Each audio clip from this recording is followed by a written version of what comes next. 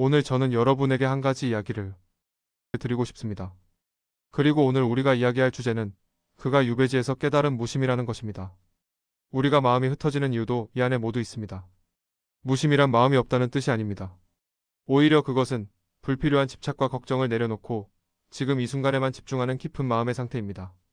정약용은 이 무심을 통해 가장 힘든 시절을 오히려 가장 빛나는 시절로 바꾸었습니다. 오늘 그 이야기를 들어보시겠습니까? 무심이 얼마나 대단한 것인지 이해하려면 먼저 정약용이 얼마나 대단한 사람이었는지를 먼저 알아야 합니다.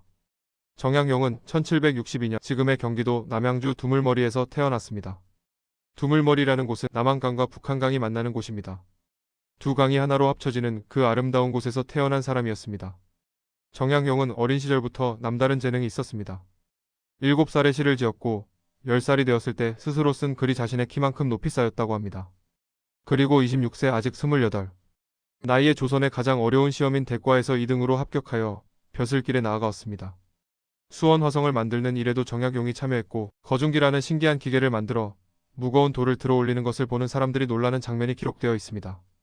정약용은 그때까지 조선에서 가장 밝은 미래를 가진 사람 중 한 명이었습니다. 그런데 그 밝은 미래가 어떻게 되었을까요? 무심히 깨달아지는 순간이 찾아왔습니다. 새벽빛이 조금씩 밝아오는 강진의 바다.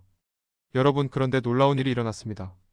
정약용이 강진에 온 이후 어떤 날 스스로 이런 말을 했습니다. 이제야 참다운 공부를 할 수 있는 시간을 얻었구나. 이 한마디에 무심의 비밀이 숨겨져 있습니다. 생각해 보십시오. 같은 상황, 같은 고통 속에서 어떤 사람은 이렇게 말합니다. 내 인생은 이제 끝이다. 그런데 정약용은 이렇게 말했습니다. 이제야 참다운 공부를 할 수 있는 시간을 얻었구나. 같은 유배지, 같은 작은 방 한 칸. 그런데 그 방이 어떤 사람에게는 감옥이고 정약용에게는 공부방이었습니다. 이것이 무심의 진짜 힘입니다. 상황을 바꾸는 것이 아니라 그 상황을 보는 마음을 바꾸는 것. 1803년 정약용은 자신이 머물던 주막집의 작은 방에 이름을 붙였습니다. 사이제. 네 가지를 마땅히 해야 할 방이라는 뜻입니다. 이 이름은 단순한 이름이 아니었습니다. 정약용이 자신에게 스스로 약속하는 것이었습니다. 나는 이 작은 방에서 내가 해야 할 일을 성실히 하겠다. 그리고 그때부터 정약용은 아들들에게 편지를 시작했습니다. 가족을 만나지 못하는 대신 편지로 사랑을 전했습니다. 그 편지들 속에는 정약용이 아들들에게 전하는 깊은 가르침이 있었습니다. 어제의 너보다 나은 오늘의 네가 되도록 하라. 큰 목표에 조급해하지 말고 매일 한 걸음씩 나아가라. 이것은 아들에게 드는 이야기가 아니었습니다. 정약용 자신이 자신에게 스스로 하는 말이었습니다. 무심은 어떤 날 갑자기 깨달아진 것이 아닙니다. 매일 조금씩 자신의 마음을 정리하는 그 과정 속에서 천천히, 아주 천천히 깨달아진 것입니다. 내가 슬퍼한다고 유배가 풀리는가? 내가 화를 낸다고 적들이 사라지는가? 그렇다면 슬퍼하고 화내는 것은 나 자신을 2번 벌 주는 것이 아니겠는가? 정약용은 이것을 깨달았습니다. 바꿀 수 없는 것에 에너지를 쏟는 것은 결국 자신만 더 아프게 하는 것이다. 그리고 그 깨달음이 무심의 시작이었습니다. 정약용은 유배 기간 동안 여러 곳을 옮기며 지냈습니다. 처음에는 주막집의 사이제에서 4년을 보냈고 이후 산사와 제자의 집을 거쳐 결국 강진의 다산초당에서 10년을 보냈습니다.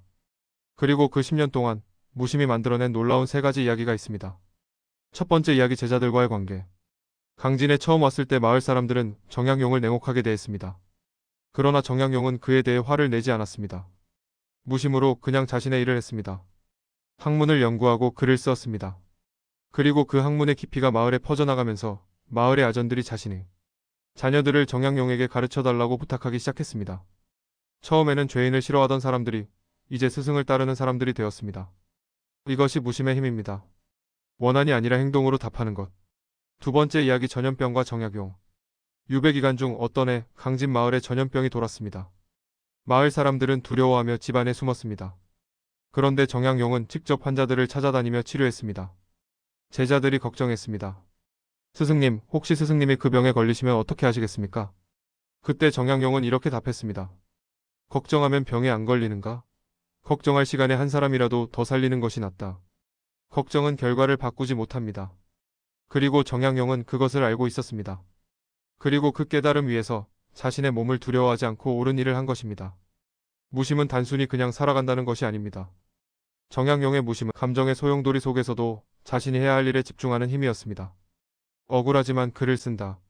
화가 나지만 백성을 위한 책을 만든다. 그리고 그 결과가 500권의 책이었습니다.